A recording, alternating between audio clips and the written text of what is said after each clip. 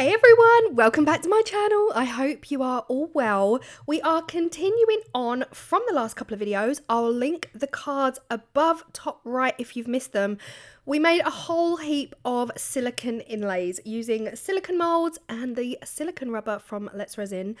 I'm absolutely loving them. In today's video, we are going to be using the Chunky Hunky Pumpkin. I had a plan and I had an actual idea of what it was I wanted. The mold I'm using is this beautiful round mold from Moulds and Shapes. It's only just recently been sent to me. It's a tray mold. We're also going to be using some of these stunning glitters from Just For You Online. So a combination of different mica powders, a combination of glitters as well. These are gorgeous. They scream autumn, and honestly, love, love, love, love. I'm going to zoom in so you can see the name. This is the Chunky Smoky, and then this one here is the Fine Copper. Beautiful combination for autumn. And of course, to be honest, that chunky is also very, very New Year's Eve. Very glitzy glammy.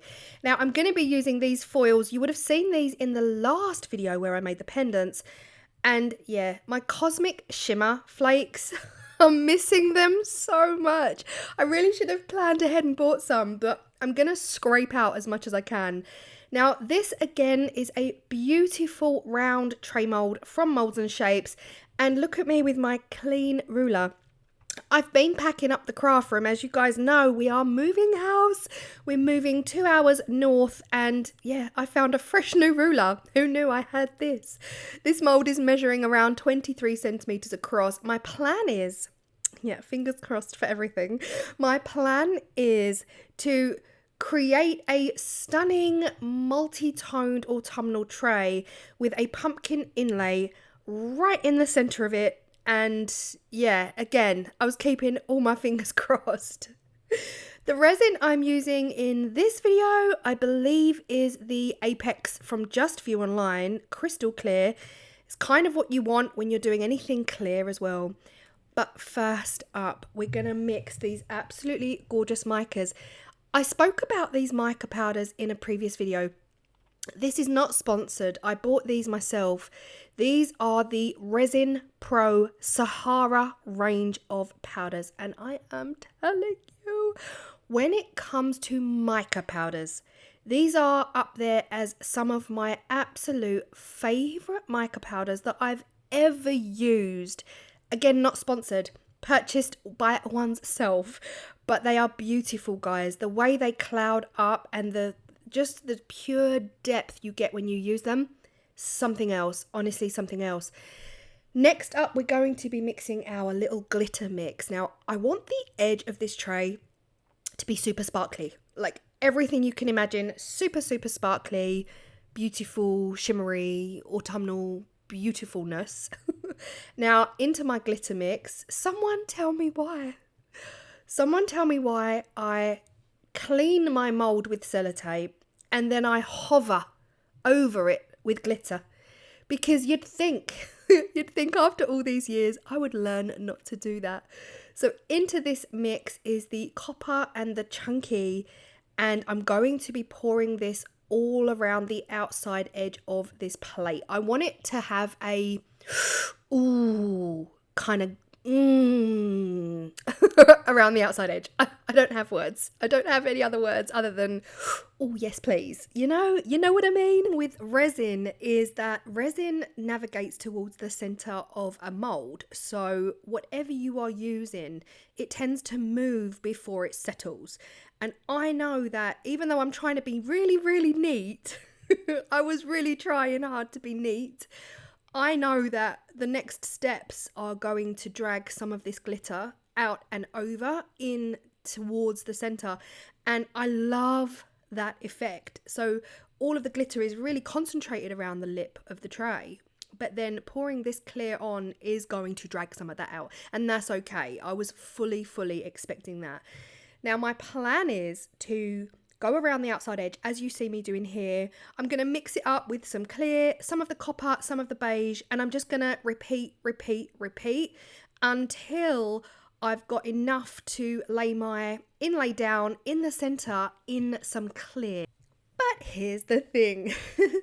Some days I plan, like some days I just go with the flow and I don't really know what's coming next, but this was a project that I fully planned.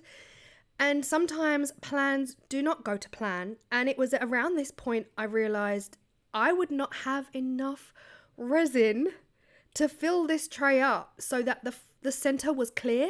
I didn't have any resin left. And I was just sitting there like, no, it's too late. I could have just, I guess, stopped pouring as soon as I realized.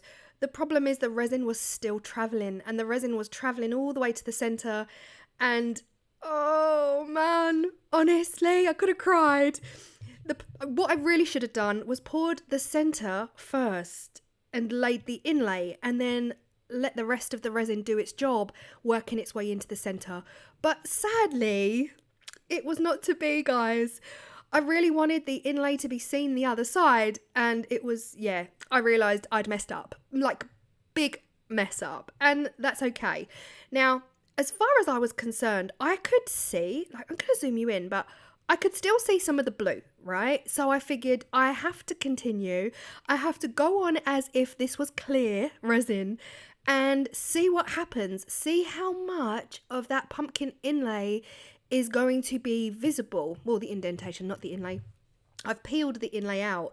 But yeah, I don't know. I think I was just hoping for a miracle, and that I had just got enough clear to be able to see this beautiful, luxurious pumpkin showing through on the other side. So I went with a darker colour. I figured I would go with this gorgeous contrasting green.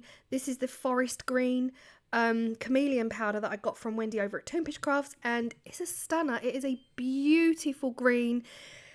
And yeah, I did the whole thing. Now, I knew, like, this stalk, the stalk of the pumpkin and the gorgeous dangly vines on the side, there's no way we're going to see them. There's just no way, because I'm putting mica powder down onto like opaque resin. So yeah, I just decided to go for it, see what happens, and if it is a complete and utter mess, we'll fix it. Well, there's always ways to fix it. I don't know what happened to the footage of me mixing up the polyurethane, but you can see that in every video for the past week if you want to know more about that. I'm sorry about that. The footage is not on my phone, so I guess I didn't press record. So, time to demold, moment of truth. What even is this, was my first thought. Like, my brain was like, this is horrendous, absolutely ugly as sin. The edge is the edge got me in all of those feelings that I was saying earlier. It's just like, oh yes, that edge is stunning. The outer mica, so that copper did everything I wanted it to do. It created billions of little cells. And then the beige just looks like a stain. It looks like I've spilled something on there. And I did, yeah, it's awful. I don't know what happened to the rest of it. So yeah, apart from the outer edge and the outer area, the rest, I hate it. But guys, you know the drill. You know the drill. If you are new here, temporary tattoos that you use on your skin can be applied to resin and silicone molds before you pour the resin. It was the only way, guys. It was the only way I was going to sleep at night, because honestly, I looked at this tray and I was like, you are quite positively the ugliest little thing. There was almost no sign of that pumpkin in the center at all whatsoever. We could just see it like a blob of green, and I just thought, oh my gosh, Claire. But we're gonna try and pretty it up. Anything is gonna be better than what we've got. So folding the tattoos over and rubbing my finger along the outside edge of the plate enabled me to be able to cut my tattoos exactly to size to fit the tray. So what you want to do then is remove that protective plastic layer, soak the back of the tattoo, and then peel it off. And I mean, immediately I was like, well, it's got more visual interest, but I can still see that green, ugly blob in the center. I couldn't give up though. I could not give up. And I decided at this point, we are going to keep going until I can actually look at this tray without wanting to cry. So I carried on filling the gaps. So that first tattoo went straight across the center of the tray, but sadly I can still see that green blob. Then I just cut up individual tattoos to fill the gaps that were around the side and slide your tattoo off. The big tattoo you saw me, I didn't slide it off. I usually slide, but it was too hard to slide because it was so big. Definitely recommend sliding. Love, love, love the edges. Love the edges. They are coming out a dream. And always remember to remove that plastic temporary, that plastic protective layer, guys. Because if you accidentally leave it on, this is what happens. Can you believe it? I was standing there like, come on, Claire, what is going on? You know the rules. But like someone else suggested, you've automatically got yourself a beautiful foil, if you like, transfer for your resin. You could just lay this down into resin now and you could see those roses. So always remember to remove that protective layer. I still was not feeling this tray. The outside edge was everything, like fully in love with the outside edge. That glitter rim was stunning.